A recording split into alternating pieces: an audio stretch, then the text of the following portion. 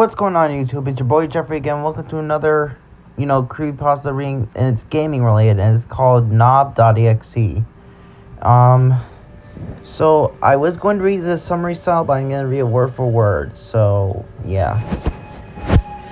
For crying out loud, what is it with my family and creepy stuff always happening to us? Oh, sorry, let me elaborate. I am Sally Goodman, one of the three Goodman siblings. The other two are John and Henry Goodman by brothers. Lately, freaky things have been happening to us. First, John gets haunted by some insane ghost hag, and then a freaky mutant girl's face is staring through Henry's living window. I honestly prayed to God that nothing would happen to the third of the Goodman siblings, but nope, something just had to happen to me. But because the world hates me, alright, I had enough of my self-pity. On this story, I ain't got all day. Well, I moved into an apartment in Dayton, Ohio.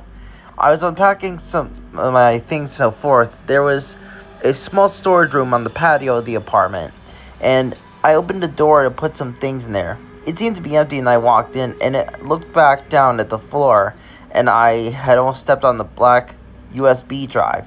I picked it up and put it in my pocket. I was curious to see why it was left sitting in the storage closet, and if there was anything on it. I also had my laptop with me, so I decided to see myself later on after I unpacked a few of my things. Later on, after doing the unpacking for that day, I got on my laptop and turned it on. It didn't have a internet connection since I didn't need to get Comcast yet to transfer the cable and phone services to my new home. Just in case there were any viruses on the drive, I loaded up Windows XP on the virtual machine. I plugged in the USB drive and it did the usual auto run thing, prompting me of what to do. I chose to open the folder to view the files. What was in the drive seemed to be files for some kind of game. I ignored those and found the actual game application called Knob.exe. I opened up the file and a new window opened up. It was the game. It was like some kind of 16-bit platformer game. You controlled some kind of stick figure thing and guided them through the levels.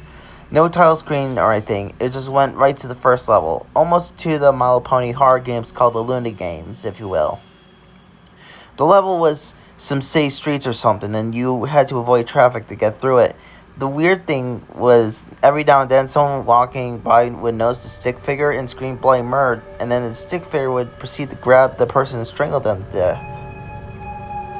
I got through the first 4 levels, and then got to the 5th one.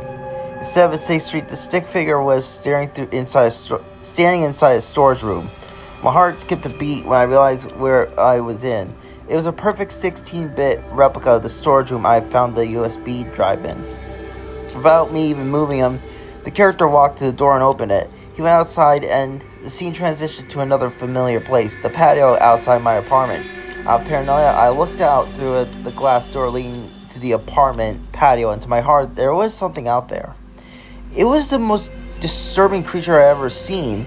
This thing was a creature, and it was disgusting. He didn't have any clothes. He was hunched over like a gorilla. He was horribly skinny and so pale it looked like he had never seen the light of day in his life, with black fur growing down his spine.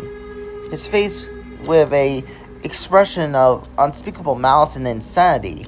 His mouth was 2 times the size of a normal human's. His teeth were huge, and his evil smile stretched up all the way to his forehead.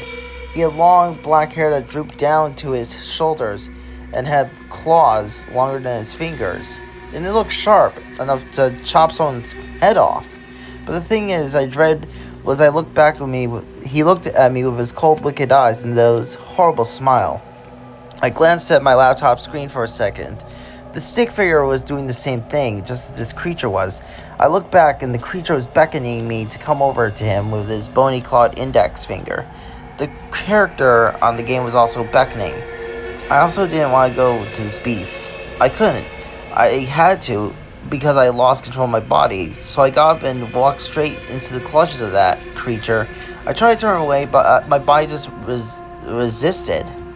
I opened up the glass door and stepped out onto the patio. Being close up to this thing was even worse than seeing him from inside the apartment.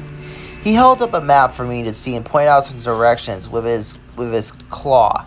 And he held up that claw to the throat. I woke up with a start, sweating and breathing heavily, heart pounding against my ribs like a hammer. It was just a dream. After a while, it was just sitting there. I calmed down. It seemed like I'd fallen asleep sometime while I was playing the game. It made sense. I had been having trouble sleeping past a few nights and was probably tired. I looked at the laptop screen. There was a message saying the game had encountered a problem and needed to close. I became curious about the directions the creature in the dream was showing me. There were real directions to a real place, some pond in the area. I decided to go just for the heck of it. I go there tomorrow. I didn't expect to find anything since it was only a dream, but still. The next day after breakfast, I got into my car and followed the directions to the pond. I arrived there and left the car. I skipped some rocks and such for a few days or minutes at most. Not having much of a reason to stay, I started to walk back to the car, but then I noticed it on the ground, out of the corner of my eye. I stopped and went over to examine it. It was a wooden trapdoor of some kind. I remember the nightmare I had and becoming paranoid. I remember how silly it was being. It was just a dream. Nothing could be down there, right? It was just a handle on the trapdoor that I could lift to open it. I grabbed it and pulled it up, revealing darkness below. I needed a flashlight, so I thought of one in my car. Grade A genius. So I went to go check, and sure enough, I found one, and I turned it on and climbed down into the darkness below. Another grade A genius move right there. The space was empty, with nothing but dirt on all sides, but then my flashlight shone on something that made my blood run cold. Something that made me sprint back onto the trapdoor, slamming it shut behind me, and back into the car to drive home and smash the USB drive I had found the day before into tiny pieces, and then burned to pieces. The most disturbing part was the hissing sound the driving made when I did it. It's like some terrible snake. The thing I saw in the darkness was a figure hunched over like a gorilla, horribly skinny and pale fur on the spine, drooping black hair, with that insane face. It was the creature from the nightmare, and he was looking right into the eyes. The epilogue. The following was taken from a newspaper article. Several sightings of a horrible mutant humanoid figure wandering the streets of Ohio cities have been reported. The supposed witnesses described as being a pale figure hunched over like a gorilla, having black fur along its spine, vicious claws, long black hair, and a terribly large mouth with pure malice and insanity. Some witnesses report it strangled people to death, seemingly at random. It would be easy to dismiss these claims as some sick joke, but if it wasn't for the sudden and mysterious deaths of several people, everyone that died has been identified as a strangled victim. Comments. John Goodman says, "Hey Sally, thanks for sending this to me. More of this creepy crap. I've never been superstitious, but I'm starting to think we are cursed or something. This chain of freak shows that's been going down lately just can't be dumb luck." Henry Goodman says, "Yeah, we seem to be attracting the paranormal like magnets. First you, then me, and now Sally. I don't know what's going on here, but I hope it ends soon." Anonymous says, "You hope so, huh?" Wow, that was the most complicated story, but it was short and sweet.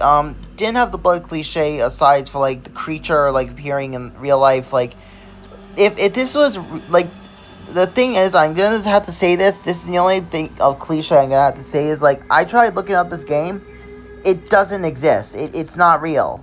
So like, but this story is creepy and it's a good story. So, but if this was a real thing that happened, like, the news would have, like, blown this up, like, you know, in Ohio with the whole creature and stuff like that. And when I was looking at the description of this creature, right, for some reason it gave me vibes of the rake, like, judging by the long claws and the teeth, but that's just only a few flaws, because I don't think the rake has hair going down the spine, like, and it would hunch over like that, like a gorilla. So, anyways, I hope you enjoyed this creepypasta. Feel free to like, comment, share, subscribe. I'll see you next time.